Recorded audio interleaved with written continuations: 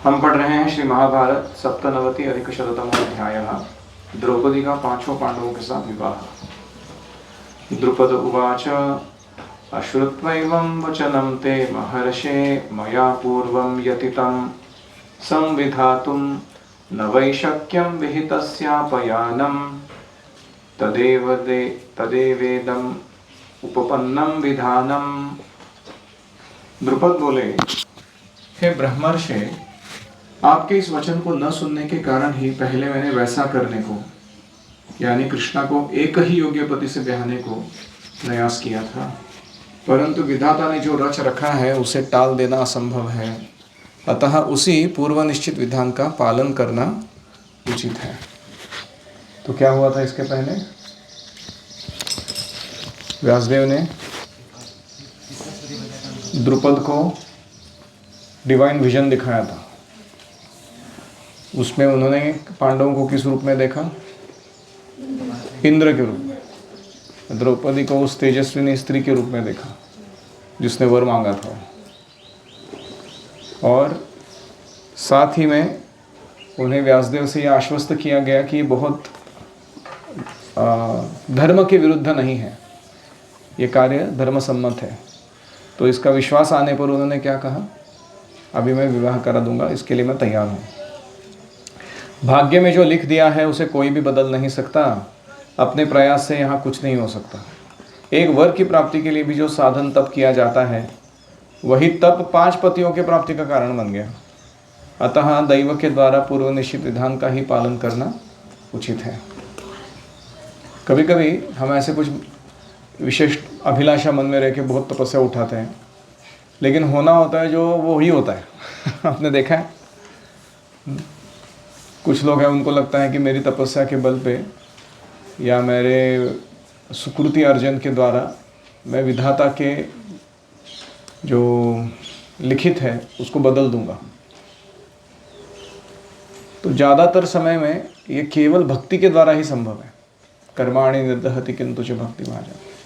लेकिन ordinary course of action के अंतर्गत ऐसा संभव नहीं है। कोई टाल नहीं सकता कुछ चीज़ों को अपने जीवन में। इसलिए जो हो रहा है उसको आनंद से कृष्ण की कृपा के रूप में स्वीकार करके हमें आगे बढ़ना चाहिए। पूर्व जन्म में कृष्णा ने अनेक बार भगवान शंकर से कहा, प्रभु मुझे पति दे, प्रभु मुझे पति दे। जैसा उसने कहा वैसा ही और उन्होंने भी दे दिया। अतः इसमें कौन सा उत्तम रहस्य छिपा है, उसे वे भगवान ही जानते हैं। यदि साक्षात शंकर ने ऐसा विधान किया है तो यह धर्म हो या अधर्म, इसमें मेरा कोई अपराध नहीं है। मतलब मैं पिता के रूप में अभी इसका विवाह 5 लोगों से करा दूंगा, कल को जाके कोई मेरे पे ब्लेम डालेगा तो मैं क्या बोलूँगा? शंकर जी को जाके क्वेश्चन पूछूंगा, उन्होंने वर दिया। ये पांडव लोग विधि पूर्वक प्रसन्नता से इसका पाणी ग्रहण करें। विधाता ने ही कृष्णा को इन पांडवों की पत्नी बनाया है। वैशंपायन जी कहते हैं, I want you to read that text. मतलब इधर उधर नहीं देखना, नीचे नहीं देखना, और स्पेस्ड आउट नहीं रहना।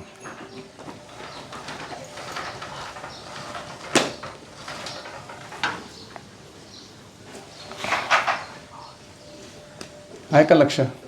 माझं त्याकडे लक्ष आहे, तेव्हाच तिकडं। जन्मेजय तदनंतर भगवान व्यास ने धर्मराज युधिष्ठिर से कहा, पांडुनंदन, आज ही तुम लोगों के लिए पुण्य दिवस है। आज चंद्रमा भरण पोषण कारक पुष्य नक्षत्र पर जा रहा है, इसलिए आज पहले ही तुम्हें कृष्णा का पाणी ग्रहण करना चाहिए। तो पुष्य नक्षत्र का स्पेशलिटी क्या है? अब पोषक, पुष्य से ही पोषण आता है। तो जनरली जो लोगों का जन्म पुष्य नक्षत्र पे हुआ है वो दूसरों को भरण पोषण देने में, प्रशिक्षण देने में, केयर करने में बहुत एक्सपर्ट रहते हैं। ऐसा ही पुष्य नक्षत्र के लोगों का स्वभाव होता है। और ऐसे ही पुष्य नक्षत्र पर जो कार्य किया जाता है उस कार्य का फल होता है कि वो भरण पोषण करवाएगा दूसरों का, जो भी कार्य उस समय किया जाता है। व्यास जी का यह आदेश सुनकर पुत्रों सहित राजा द्रुपद ने वर वधु के लिए कथित समस्त उत्तम वस्तुओं को मंगवाया। अपनी पुत्री कृष्णा को स्नान कराकर बहुत से रत्नमय आभूषणों से विभूषित किया। तत्पश्चात राजा के सभी सुहृद संबंधी, मंत्री, ब्राह्मण, पुरवासी अत्यंत प्रसन्न होकर विवाह देखने के लिए आए और बड़ों को आगे करके बैठ गए। तो एक एटिकेट है, आप किसी भी प्रोग्राम में जाते हो, आप फ्रंट सीट नहीं धारण कर सकते हो। आपको पहले देखना है कि यहाँ का सीनियर मोस्ट व्यक्ति कौन है फिर उसको बोलना है आप पहले बैठिए सामने से एज अ लीडर। उनको पहले आसन देने के पश्चात फिर आप आसन पीछे ग्रहण करते हैं। तदनंतर राजा द्रुपद का वह भवन श्रेष्ठ पुरुषों से सुशोभित होने लगा। उनके आंगन को विस्तृत कमल और उत्पल आदि से सजाया गया। वहाँ एक ओर से सेनाएं खड़ी रही थी और दूसरी ओर रत्नों का ढेर लगा दिया गया। इससे वह राजभवन निर्मल तारकाओं से संयुक्त आकाश की भांति विचित्र शोभा धारण कर रहा था। तो एक है preparation in terms of friends, relatives, मंत्री, ब्राह्मण, पुरवासी, उनका प्रेजेंस। फिर दूसरा है सेना। फिर तीसरा है वेल्थ डिस्प्ले, रत्नों का उन्होंने डिस्प्ले लगा दिया। और चौथा है ब्यूटिफिकेशन, कमल उत्पल इससे सजाया। तो अभी जन्माष्टमी आने वाली है, हम देखते हैं आपकी कारागिरी कितना अच्छे से आप भगवान के मंदिर को या अपने आश्रमों को सजाते हो। इधर युवावस्था से संपन्न कौरव राजकुमार पांडव वस्त्राभूषणों से विभूषित, वस्त्र और आभूषण, ड्रेस एंड ऑर्नामेंट्स, कुंडलों से अलंकृत होकर अभिषेक और मंगलाचार के लिए करके बहुमूल्य कपड़ों एवं केसर चंदन से सुशोभित हुए। तो पांडवों ने भी अभी पहली बार उनके वनवास के निकल के आने के बाद राजवेश धारण किया। तब अग्नि के समान तेजस्वी अपने पुरोहित धौम्य जी के साथ विधि पूर्वक बड़े छोटे के क्रम से वे सभी प्रसन्नतापूर्वक विवाह मंडप में बैठ गए। ठीक उसी तरह जैसे बड़े बड़े सांड गौशाला में प्रवेश करते हैं आपको विजुलाइज होने वाला ही है। तत्पश्चात वेद के पारंगत विद्वान मंत्रज्ञ पुरोहित धौम्य ने वेदी पर प्रज्वलित अग्नि की स्थापना करके उसमें मंत्रों द्वारा आहुति दी और युधिष्ठिर को बुलाकर कृष्णा के साथ उनका गठबंधन कर दिया, गांठ बांध दी। इनके उत्तरीय का उसके साड़ी के साथ गांठ बांध दिया। वेदों के परिपूर्ण विद्वान पुरोहित ने उन दोनों का पाणी ग्रहण कराकर उनसे अग्नि की परिक्रमा करवाई और फिर अन्य शास्त्र विधियों का अनुष्ठान करके विवाह कार्य संपन्न कर दिया। इसके बाद संग्राम में शोभा पाने वाले युधिष्ठिर को छुट्टी देकर पुरोहित जी भी उस राजभवन से बाहर चले गए। इसी क्रम से कौरव कुल की वृद्धि करने वाले, उत्तम शोभा धारण करने वाले महारथी राजकुमार पांडवों ने एक एक दिन परम सुंदरी द्रौपदी का पाणी ग्रहण किया। One day 5 days marriage. देवर्षि ने वहाँ घटित हुई इस अद्भुत उत्तम अलौकिक घटना का वर्णन किया है कि सुंदर कटिप्रदेश वाली महानुभावा द्रौपदी प्रतिवार विवाह के दूसरे दिन कन्या भाव को ही प्राप्त हो जाती थी। मतलब she always remained virgin even after having contacted a man. विवाह कार्य संपन्न हो जाने पर द्रुपद ने महारथी पांडवों को दहेज में बहुत सारा धन, नाना प्रकार की उत्तम वस्तुएं प्रदान की। सुंदर सुवर्ण की मालाओं और सुवर्ण जटित जुओं से सुशोभित 100 रथ प्रदान किए, जिनमें 4-4 घोड़े जुते हुए थे। पद्म आदि उत्तम लक्षणों से युक्त हाथी, 100 हाथी, पर्वतों के समान ऊंचे और सुनहरे हौदों से सुशोभित और 100 हाथी, और फिर साथ ही बहुमूल्य श्रृंगार सामग्री, वस्त्र, आभूषण एवं हार धारण करने वाली 100 नवयौवना दासियां भी भेंट में दे दी। सोमक वंश में उत्पन्न द्रुपद ने इस प्रकार अग्नि को साक्षी बनाकर प्रत्येक सुंदर दृष्टि वाले पांडवों के लिए अलग अलग प्रचुर धन, प्रभुत्य सूचक बहुमूल्य वस्त्र, आभूषण अर्पित किए। प्रभुत्य सूचक मतलब acknowledging that they are masters, they are Kshatriyas, they are kings. विवाह के पश्चात इंद्र के समान महाबली पांडव प्रचुर रत्न राशि के साथ लक्ष्मी स्वरूपा द्रौपदी को पाकर पांचाल राज द्रुपद के ही नगर में सुखपूर्वक विहार करने लगे, ससुर के घर रहने लगे। राजन, सभी पांडव द्रौपदी की सुशीलता, एकाग्रता, सद्व्यवहार से बड़े संतुष्ट थे और वे द्रौपदी को भी संतुष्ट रखने का प्रयास करते थे। इसी प्रकार द्रुपद कुमारी कृष्णा भी उस समय अपने उत्तम नियमों द्वारा पांडवों का आनंद बढ़ाती थी। इस प्रकार द्रौपदी विवाह विषयक 197वां अध्याय पूरा हुआ। एनी क्वेश्चंस और कमेंट्स?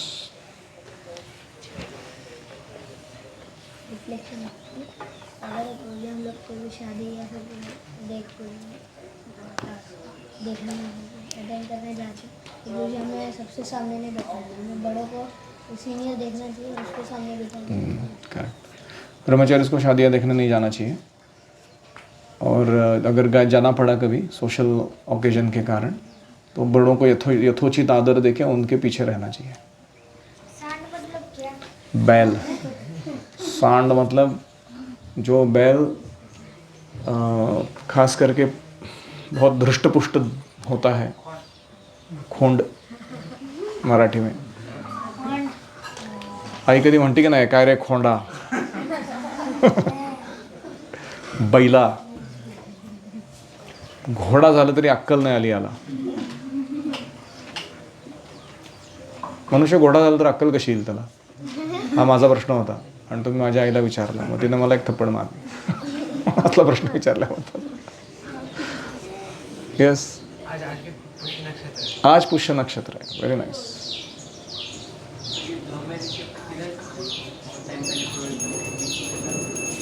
धौम्य ऋषि बहुत टाइम पहले पुरोहित बने थे, बीच में कहाँ थे? इनके साथ थे, पांडवों के। मतलब इनके वो उस कुम्हार के घर में नहीं थे, लेकिन धौम्य ऋषि ने उनको दिशा दर्शन किया था ना, शुरुआत में बोला था उधर जाओ, तो इनके साथ रह नहीं रहे थे, लेकिन जब वो ओकेजन आया तो पांडवों ने बुलावा भेजा तो आ गए शादी रचाने के लिए। पांडव का विवाह होने के बाद वापस क्यों नहीं जाएगा? अभी आएगा वो इसके बाद। 98 अधिक शततमोऽध्यायः। अभी कुंती का द्रौपदी को उपदेश और आशीर्वाद, और श्री कृष्ण पांडवों के लिए उपहार भेजते हैं, भेंट भेजते हैं। वैशंपायन जी कहते हैं, जन्मेजय, पांडवों से संबंध हो जाने पर राजा द्रुपद को देवताओं से भी किसी प्रकार का कुछ भय नहीं रहा, क्योंकि इंद्र 5-5 बैठे हैं इसके पास तो बाकी देवताओं से क्या डरना, समझ रहे हो आप? फिर मनुष्यों से तो क्या ही डरता वो, देवताओं से नहीं डरता था। तो महात्मा द्रुपद के कुटुंब की स्त्रियां कुंती के पास आकर अपने नाम ले लेकर उनके चरणों में मस्तक दबाकर प्रणाम करने लगी। तो ये ट्रेडिशन है, कोई सबसे एल्डरली व्यक्ति आता है घर पे तो हम सब लोग जो जूनियर्स होते हैं वो जाके उनके चरण छूते हैं और कहते हैं संस्कृत में भो अभिवादये, बोलो फिर चरण छूते हैं। चरण छूने के बाद वापस खड़े रहते हैं, प्रणाम करके बोलते हैं बाल गोविंद दासः, मतलब अपना खुद का नाम लेना है। तो ऐसे उनको इंट्रोड्यूस करते हैं अपने आप को। तो ये एटिकेट है। जब भी कोई ऐसा अपरिचित बट सीनियर व्यक्ति आता है आपके घर पर तो आपको ज़रूर ये करना चाहिए। वो शॉक हो जाएंगे वो लोग आपको देख के, आपने अगर ये कर दिया तो उन्हें क्या चल रहा है इधर। तो झुकने में और प्रणाम करने में कभी हिचकिचाना नहीं चाहिए। कभी कभी हमें लग सकता है अरे आदमी गलत निकला तो एक्सप्लॉइट करेगा हमको, नो प्रॉब्लम। वो बाद में अगर समझ में आता है कि ये कनिष्ठ मध्यम उत्तम अधिकारी में से कुछ भी नहीं है, ये तो अभी भक्त भी नहीं बना है, तो भी वो रिस्पेक्ट फुकट नहीं जाता, वो उस आदमी के हृदय में हमेशा स्पर्श कर देता है। कृष्णा भी रेशमी साड़ी पहन के मांगलिक कार्य संपन्न करने के पश्चात सास के चरणों में प्रणाम करके उसके सामने हाथ जोड़कर विनीत भाव से खड़ी हुई। सुंदर रूप तथा उत्तम लक्षणों से संपन्न, शील और सदाचार से सुशोभित अपनी बहू द्रौपदी को सामने देख कुंती देवी उसे प्रेम पूर्वक आशीर्वाद देती हुई बोली, बेटी, जैसे इंद्राणी इंद्र में, स्वाहा अग्नि में, रोहिणी चंद्रमा में, दमयंती नल में, भद्रा कुबेर में, अरुंधति वशिष्ठ में तथा लक्ष्मी भगवान नारायण में भक्तिभाव एवं प्रेम रखती है, उसी प्रकार तुम भी अपने पतियों में अनुरक्त रहो। भद्रे, तुम अत्यंत सौख्य से संपन्न होकर दीर्घजीवी बनो, वीर पुत्रों की जननी बनो। सौभाग्यशालिनी, भोग सामग्री से संपन्न, पति के साथ यज्ञ में बैठने वाली तथा पतिव्रता हो जाओ। क्या आशीर्वाद है। अपने घर पर आए हुए अतिथियों, अभी ये देखो गृहस्थाश्रम का क्या कल्चर है इनका। अपने घर पर आए हुए अतिथियों, साधु पुरुषों, बड़े बूढ़ों, बालकों तथा गुरुजनों का यथा योग्य सत्कार करने में तुम्हारा प्रत्येक वर्ष बीते। ऐसा पुणे में जाके किसी घर पे बोलेंगे तुम्हारे आशीर्वाद देता हूँ तुमको, तो तुमको भगा देंगे वो, बोलते इतने गेस्ट नहीं चाहिए घर पे। लेकिन गृहस्थाश्रम का एक अभिन्न भाग है, अविभाज्य घटक अतिथि सत्कार। Daily they have to welcome guests, treat them nicely and satisfy them. तो तुम्हारे पति कुरुजांगल देश के प्रधान राष्ट्रों तथा नगरों के राजा बन जाएं, उनके साथ ही रानी के पद पर तुम्हारा अभिषेक हो, धर्म के प्रति तुम्हारे हृदय में स्वाभाविक स्नेह हो, तुम्हारे महाबली पतियों द्वारा पराक्रम से जीती हुई समूची पृथ्वी को तुम अश्वमेध नामक महायज्ञ में ब्राह्मणों के हवाले कर दो। मतलब क्षत्रिय कमाता है बहुत सारा, लेकिन किसको दे देता है? ब्राह्मणों को दे देता है। और ब्राह्मणों सारा ग्रहण करते हैं, कृष्ण को ऑफर करते हैं, और वापस किसको दे देते हैं? क्षत्रियों को वापस कर देते हैं, और उसके ऊपर अपना राज नहीं चलाते। कल्याणमयी गुणवती बहू, पृथ्वी पर जितने गुणवान रत्न हैं वे सब तुम्हें प्राप्त हो। तुम 100 वर्ष तक सुखी रहो। बहू, आज तुम्हें वैवाहिक रेशमी वस्त्रों से सुशोभित देखकर जिस प्रकार मैं तुम्हारा अभिनंदन करती हूँ, उसी प्रकार जब तुम पुत्रवती होगी उस समय भी अभिनंदन करूँगी। तुम सद्गुण संपन्न हो। वैशंपायन कहते हैं, जन्मेजय, तदनंतर विवाह हो जाने पर पांडवों के लिए भगवान श्री कृष्ण ने वैदुर्य मणि जटित सोने के बहुत से आभूषण, बहुमूल्य वस्त्र, अनेक देशों के बने हुए कोमल स्पर्श वाले कंबल, जैसे पश्मीना होता है, अलग अलग टाइप होता है ना, मृग चर्म, सुंदर रत्न, शैयाएँ, आसन, भांति भांति के बड़े बड़े वाहन तथा वैदुर्य और वज्रमणि यानी हीरा को क्या कहते हैं? वज्रमणि से खचित सैकड़ों बर्तन भेंट के तौर पर भेजे। क्योंकि कृष्ण को मालूम था बेचारे अभी जंगल से निकले हैं, ऑपुलेंस नहीं है, ऐसा नहीं लगना चाहिए कि मेरे भक्तों के पास कुछ है नहीं, ये तो द्रुपद के इस पे जी रहे हैं। इसलिए कृष्ण ने भी भरपूर दे दिया उनको। रूप, यौवन और चातुर्य आदि गुणों से संपन्न तथा वस्त्राभूषणों से अलंकृत अनेक देशों की सजी धजी बहुत सी सुंदरी सेविकाएं भी समर्पित की।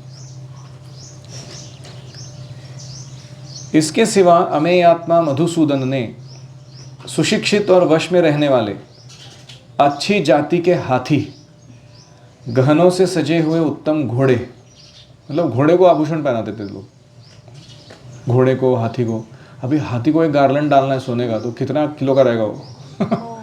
ऐसे 100 हाथी रत्न और सोने से सज्जित डोनेशन दे देना किसी को, मतलब कितना पैसा रहना चाहिए लोगों के पास। ऑपुलेंस क्या रहेगा किसका, हम एक कल्पना नहीं कर सकते। आजकल लोग अपने ही वाइफ के ऊपर अगर सोना डालना है उसके लिए 10,000 बार सोचते हैं कि कितना खरीद सकते हैं। ये तो हाथी घोड़ों पे लुटा रहे गाय, बैल, हाथी, घोड़े सब सुसज्जित होकर आ रहे हैं इनके घर से बाहर। यू कैन इमेजिन कितना भारतवर्ष में तब समृद्धि रहेगी उस समय। अभी क्या हालत है हमारी। हाँ, चमकते हुए सोने के पत्रों से सुशोभित और सधे हुए घोड़ों से युक्त बहुत से सुंदर रथ, करोड़ों सुवर्ण मुद्राएं तथा पंक्ति में रखी हुई सुवर्ण की ढेरियां उनके लिए भेज दी। धर्मराज युधिष्ठिर ने अत्यंत प्रसन्न होकर भगवान श्री कृष्ण की प्रसन्नता के लिए वह सारा उपहार ग्रहण कर लिया। इस प्रकार वैवाहिक पर्व में 198वां अध्याय पूरा हो। एनी क्वेश्चन और कमेंट? उनका देश का नाम आया हुआ है कुरु जांगल देश, तो पहली बार देश का भी नाम है। हाँ, कुरुजांगल देश मैं आपको चाहिए तो महाभारत का जो नक्काशा है वो दिखाता हूँ।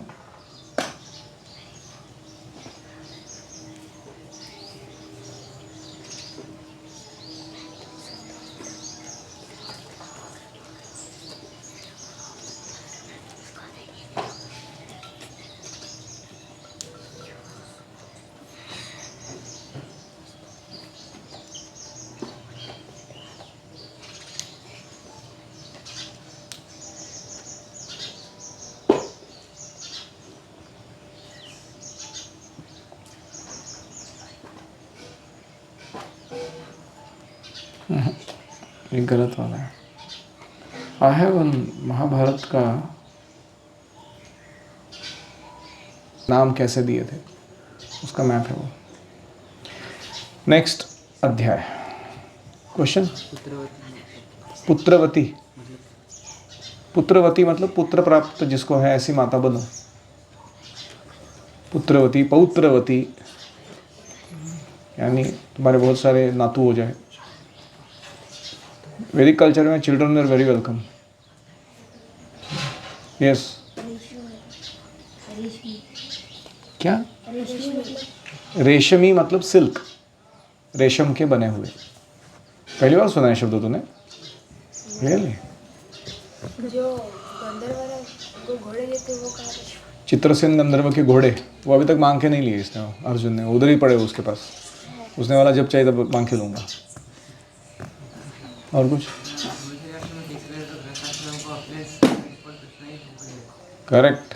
कोई धार्मिक ब्रह्मचारी अगर विवाह करने निकलता है ना, स्वयं से होकर कृष्ण उसके पास बहुत सारा ऑपुलेंस भेज देता है, तो ले यूज़ कर भगवान की सेवा में। ऐसे अपने आप होता है। जैसे कर्दम मुनि ने जंगल में विवाह किया देवहूति के साथ, और विवाह के पश्चात वो तपस्या करते रहे। यहाँ तक भूल ही गए कि विवाह हुआ है, वो पत्नी को थोड़ा खुशी प्रदान करने के लिए कुछ करना चाहिए। वो अपने भक्तिमय कार्यों में रत रहे, बहुत देर तक तपस्या ध्यान धारणा करते रहे। और एक दिन अचानक उन्होंने देखा कि उनके साथ कोई है पत्नी जो उनके खाने पीने का, रहन सहन का थोड़ा ख्याल रख रही है, उनके लिए पूजा की सामग्री ला कर दे रही है। लेकिन उसकी अवस्था बड़ी बुरी हो गई है उनके साथ रह रह के, क्योंकि ये तो तपस्वी है, कभी खाता है कभी नहीं खाता है, उपवास रखते हैं, ये है। तो उसका शरीर भी कृश हो गया है, उसको बहुत सारे बाल में जटा हो गया है। तो उनको बड़ा दया है। कर्दम मुनि ने क्या किया, वो देवहूति के लिए एक सुंदर सरोवर में स्नान आयोजित किया। और जैसे वो सरोवर में नीचे उतरी तो वहाँ अंदर की जो जलपरियाँ थी, वहाँ अप्सराएँ उतरी। उन्होंने उसको पानी के अंदर अच्छे से नहला के, साफ करा के, आभूषणों से, वस्त्रों से सुसज्जित करा के फिर वापस ऊपर भेज दिया। और फिर कर्दम मुनि ने अपनी मिस्टिक पावर्स, योग शक्ति के आधार पर एक विशाल एयरप्लेन निर्माण किया। वो एयरप्लेन कितना बड़ा था? एक नगर जितना बड़ा था। जैसे कोई मुंबई या कलकत्ता जैसा सिटी हो, एकदम बड़ा, पेरिस या वॉशिंगटन डीसी, ऐसा पूरा सिटी अंदर। उसमें बहुत सारे महल, बहुत सारे तालाब, बहुत सारे पक्षी प्राणी, सब कुछ। और वो उड़ने वाला, इसके साथ उड़ता था वो इधर उधर। और उसका साइज़ बड़ा छोटा होता था। उसमें बहुत सारी दास दासियाँ थी। ऐसा ऑपुलेंस उन्होंने मैनिफेस्ट किया अपनी योग शक्ति से। और फिर अपने पत्नी को लेके वो अपने हनीमून पे चले गए, इधर उधर घूमने के लिए, ब्रह्मांड में भ्रमण करने लगे। So that is the power of having led a disciplined life. तो जो लोग ऐसे ब्रह्मचर्य जीवन में ब्रह्मचर्य पालन नहीं करते हैं, उनको ऐसी उपलब्धियाँ नहीं मिलती। जो सही में ब्रह्मचारी रहते हैं, उनके गृहस्थाश्रम में विवाह पश्चात बहुत विशेष भगवान आयोजित करते हैं कि उनकी सेवा को बढ़ाने के लिए, उनके कार्य को विस्तारित करने के लिए। ठीक, और कोई? हाथ खड़ा किया तो बोल भी ले।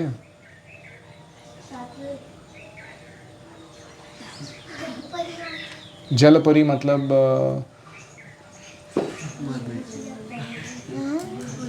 वरुण देव है ना, वरुण देव, उनके एसोसिएट्स होते हैं वो, पानी के देवता है वो। तो जैसे हमें पृथ्वी पर जीव दिखाई देते हैं, ऐसे पानी के अंदर भी होते हैं। हमको एक्सेस नहीं है उनका, इसलिए हम देख नहीं पाते उनको, लेकिन जल के अंदर भी there are divine beings who reside. जैसे नंद महाराज ने गलत टाइम पे बात ले लिया था कभी, तो वो पकड़ के लेके गए वरुण देव के पास उनको जल में से, तो कृष्ण ने जाके छुड़ा के लाया वापस अपने पिता को।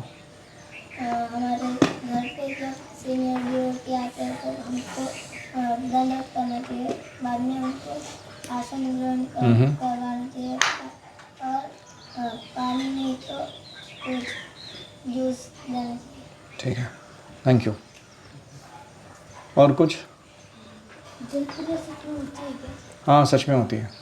देखना है आपको उनका पिक्चर? ये पिक्चर इसमें आता है श्रीमद् भागवत में।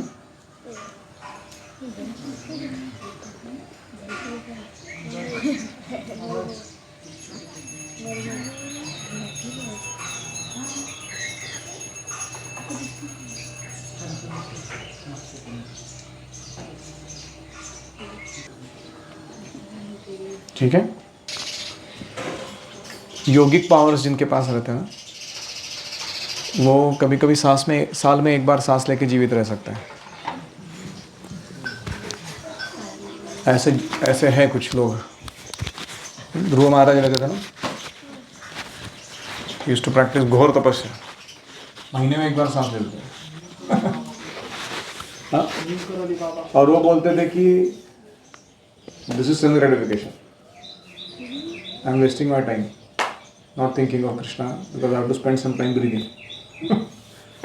तो ऐसे इनके मिस्टिक पावर्स रहते हैं। ये कैप्सूल खाने से पानी के अंदर चले जाते और सांस ले पाते। ठीक है।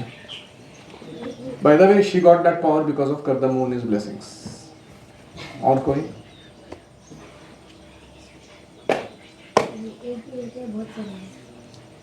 एक ही रहते, बहुत सारे रहते हैं। ये उसको क्या बोलते हैं इंग्लिश में? Mermaid. Mermaid is having fish tail at the back. ये they have proper legs and angelic and they are much more beautiful than the mermaid picture.